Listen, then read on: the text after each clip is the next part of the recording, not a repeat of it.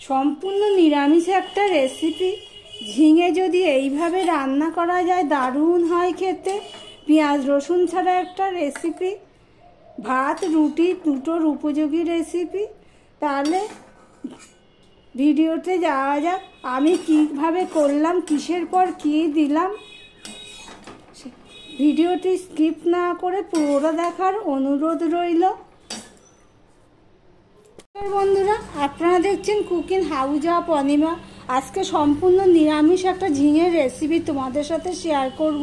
তার জন্য ঝিঙেগুলোকে আমি ঠিক এইভাবে কেটে নিয়েছি। এর মধ্যে কিছু মশলা অ্যাড করব। সবার প্রথমে আমি একটুখানি হলুদ দিয়ে দিলাম। ঝিঙের পরিমাণ অনুযায়ী তোমরা দেবে। সামান্য একটু লঙ্কার গুঁড়ো দিয়ে দিলাম, জিরের গুঁড়ো দিয়ে দিলাম, আর ধনের গুঁড়ো দিয়ে দিলাম। এদিকে আমি এই 1 চামচের মতন বেসন, সেটা আমি দিয়ে দিলাম। কিছু আমি ভালোভাবে মেখে নিচ্ছি, দেখতেই পাচ্ছ। এখানে কিন্তু আমি নুন দিইনি। আর একটা কথা তোমাদের বলতে ভুলে গেছি, ঝিঙেটা আমি পুরো খোসা ছাড়িয়ে নিয়ে ধুয়ে কিছুক্ষণ রেখে দেওয়ার পরে কেটে নিয়েছি, যাতে ঝিঙের গায়ে একটুও জল লেগে না থাকে। দেখো, সমস্ত ঝিঙেটা আমার মশলা বেসন দিয়ে মাখানো হয়ে গেছে। এবার আমি এটা কিছুক্ষণের জন্য রেখে দেব। এদিকে দেখো, একটা কড়াই বসিয়ে দিয়েছি। ভিডিওটি যারা দেখছো এতক্ষণ পর্যন্ত লাইক দিতে ভুলে গেছো, প্লিজ একটা লাইক দিয়ে ভিডিওটি কন্টিনিউ করো। কড়াই বসিয়ে দিয়েছি। এখানে দেখো একটুখানি বাদাম নিয়ে নিয়েছি, খোসা ছাড়ানো। বাদামগুলো ভাজাই কিন্তু একটু নরম হয়ে গেছে, তাই জন্য বাদামগুলো একটুখানি আমি ভেজে নেব। চীনা বাদাম, তোমরা চাইলে এখানে কাজু বাদামও দিতে পারো হাতের কাছে যদি থাকে।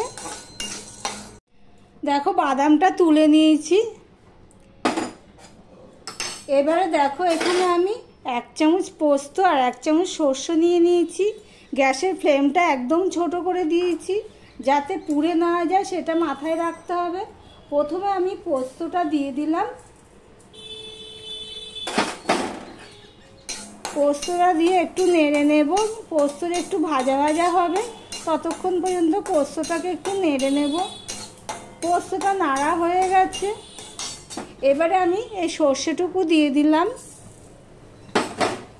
সর্ষেটা দিয়েও একটু নেড়ে নেব। দেখো, মাথায় রাখতে হবে যাতে অল্প মশলা পুড়ে না যায়, তাহলে কিন্তু স্বাদ হবে না। আমি গ্যাসটা অফ করে দিলাম। দেখো, সর্ষে পোস্তটা আমি নামিয়ে নিয়েছি। এটা ঠান্ডা হওয়ার জন্য অপেক্ষা করব। ততক্ষণে আমি এখানে দেখো কড়াই বসিয়ে দিয়েছি। কড়াইটা গরম হলে, কড়াইটা কিন্তু খুব ভালো করে গরম করতে হবে। হ্যাঁ, কড়াই গরম হয়ে গেছে। এবার আমি এখানে সর্ষের তেল দিয়ে দিলাম। এই রান্নাটা আমি সর্ষের তেলেই করব। দেখো, তেলটা গরম হয়ে গেছে। এবার তেলটা আমি কড়াইয়ের গায়ে ভালো করে লাগিয়ে নিচ্ছি, দেখতেই পাচ্ছ। এবারে যে আমি ম্যারিনেট করে রেখেছিলাম ঝিঙেটা, সেটা আমি দিয়ে দিলাম।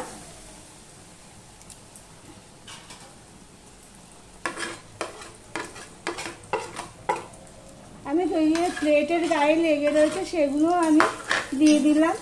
দিয়ে এটা আমি ভালো করে ভেজে নেব।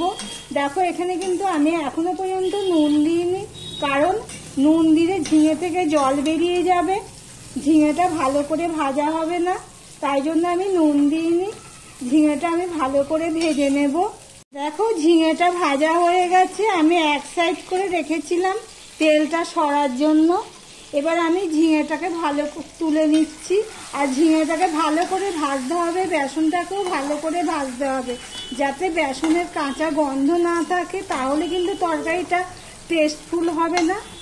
এই রেসিপিটি ভাত রুটি দুটোর সাথেই দারুণ লাগে খেতে। আমার ভিডিওটি যদি ভালো লেগে থাকে তাহলে লাইক কমেন্ট শেয়ার করে দিও। আর যারা নতুন বন্ধু আমার ভিডিও দেখছো, সাবস্ক্রাইব করোনি, তাদেরকে বলবো আমার চ্যানেলটি সাবস্ক্রাইব করে পাশে থাকতে। এবারে এর মধ্যে আমি আর তেল দেব না, যা তেল আছে তাতেই আমার রান্নাটা হয়ে যাবে। তার জন্য দেখো আমি অল্প কালো জিরে নিয়েছি আর একখানা শুকনো লঙ্কা দুভাগ করে নিয়েছি, সেটা আমি দিয়ে দিলাম। আমি তো তখন নুন দিইনি। আর ঝিঙেটা ভেজে দেখছো কতটুকু হয়ে গেছে। ঝিঙেটা ভাজতে ভাজতে ওগুলো বাদাম, পোস্ত, শস্য ওগুলো আমি পেস্ট করে নিয়েছি। এবারে এর মধ্যে আমি একটুখানি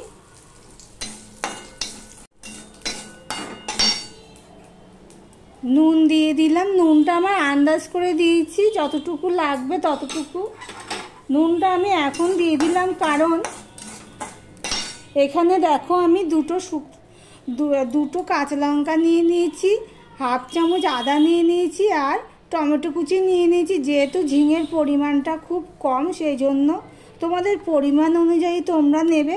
সেগুলো আমি এবার দিয়ে দিলাম।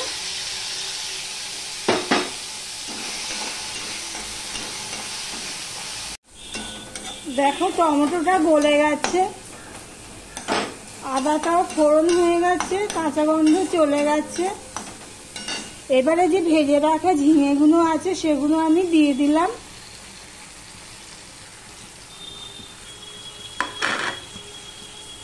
আর এই চিনিটুকু দিয়ে দিলাম।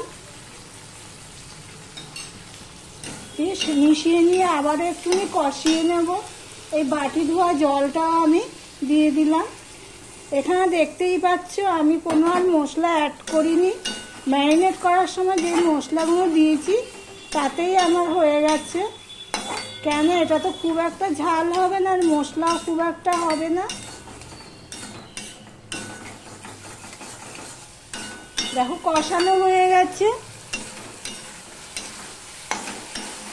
এবারে দেখো এই বাদাম, পোস্ত আর শস্য যে বেটে রেখেছি সেটা আমি দিয়ে দিলাম।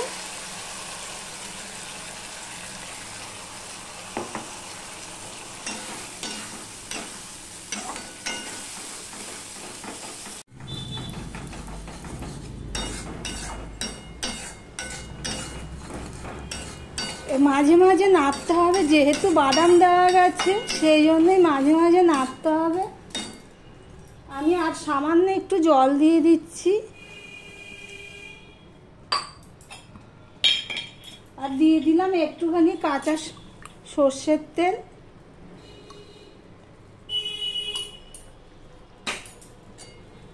দিয়ে আমি একটু ফুটিয়ে নেব। ঢাকা দিয়ে দিয়েছিলাম, দিয়ে 2 মিনিটও হয়নি, ঢাকা দিয়ে একটু ফুটিয়ে নিয়েছি। সম্পূর্ণ নিরামিষ একটা রেসিপি, পেঁয়াজ রসুন ছাড়া।